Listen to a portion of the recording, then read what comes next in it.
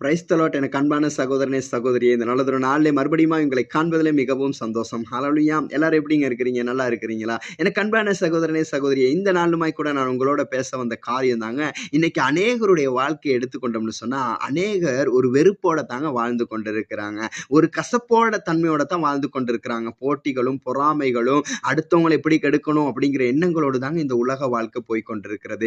எனக்கு அன்பானவர்களே, இந்த நாளுமாய் கூட நாங்க உலகத்துக்குள்ள வாழ்ந்த பொழுது அப்படியான ஒரு வாழ்க்கைக்குள்ள நாங்கள் கடந்து போயிருக்கலாம். அப்படியான ஒரு வெறுப்புக்குள்ள நாங்க கடந்து வந்திருக்கலாம். ஆனா என்னைக்கு ஆண்டவராகிய இயேசு கிறிஸ்துவை சொந்த இரட்சகராய் ஏற்றுக்கொண்டு அவருடைய சமூகத்துல வரத் தொடங்கினோமோ அன்றைக்கு எங்களோட வாழ்க்கை மாறணுங்க. ஹல்லேலூயா. இன்னைக்கு அநேகர் ரட்சிக்கப்பட்டிருந்தாலும் இப்படியான எண்ணங்களோட இருக்கிறாங்க.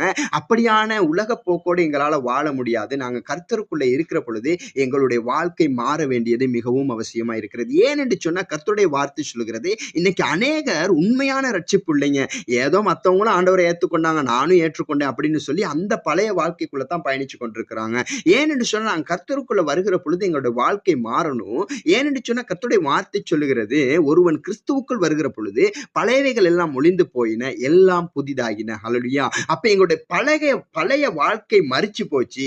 நாங்க ஆண்டவராகிய இயேசு கிறிஸ்துவ சொந்த இரட்சகராய் ஏற்றுக்கொண்ட பொழுது எங்களுடைய வாழ்க்கை புதுப்பிக்கப்படுகிறது. ஹல்லேலூயா. அப்ப அந்த புதிதான வாழ்க்கைக்குள்ள தான் நாங்க பயணிக்கணும். இப்ப நாங்க வேதத்துல இருந்து நாங்கள் பார்க்கிற பொழுது எங்கிருந்து இந்த கசப்புகள் வருது, எங்கிருந்து இந்த வெறுப்பு வருது அப்படிங்கிறத பார்த்தோம்னு சொன்னா, நாங்க நல்லா யோசிச்சு பார்த்தோம்னா, நாங்க வேதத்துல தேடி பார்க்கிற பொழுது எங்ககிட்ட மன்னிக்கிற தன்மை இன்னும் வரலைங்க. ஹல்லேலூயா. ஹல்லேலூயா. எத்தனை பேருங்க விசுவசிக்கிறீங்க?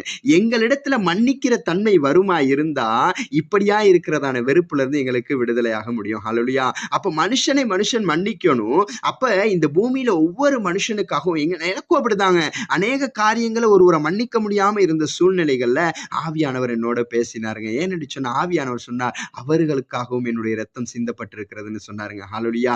இந்த பூமியில வாழ்ற ஒவ்வொரு மனிதனுக்காகவும், தனிப்பட்ட ரீதியில ஒவ்வொரு மனிதனுக்காகவும் கர்த்தருடைய ரத்தம் சிந்தப்பட்டிருக்கிறது. ஹல்லேலூயா. அப்ப ஆகையினால் நாங்கள் மன்னிக்கிறது மிகவும் முக்கியமா இருக்கிறது. பாருங்க, இங்க வசனம் சொல்லுது, மாட்கின் புத்தகம் 2வது அதிகாரம் 10வது வசனம் சொல்லுகிறது, பூமியிலே பாவங்களை மன்னிக்க மனுஷகுமாரனுக்கு அதிகாரம் உண்டு என்பதனை நீங்கள் அறிய வேண்டும். ஹல்லேலூயா. அப்ப இந்த உலகத்துல மனுஷர்களுடைய பாவங்களை மன்னிக்க எங்களுக்கு அதிகாரம் இருக்கு. அப்ப என்றைக்கு நீங்க மன்னிக்க பழகுறீங்களோ, என்னைக்கு ஒரு மனுஷனை மன்னிக்கணும்னு நினைக்கிறீங்களோ, அன்னைக்கு உங்களோட வாழ்க்கையில இருக்கிறதான அந்த வெறுப்பான அந்த கசப்பான தன்மை உங்களை விட்டு நீங்கி போகும். ஹல்லேலூயா.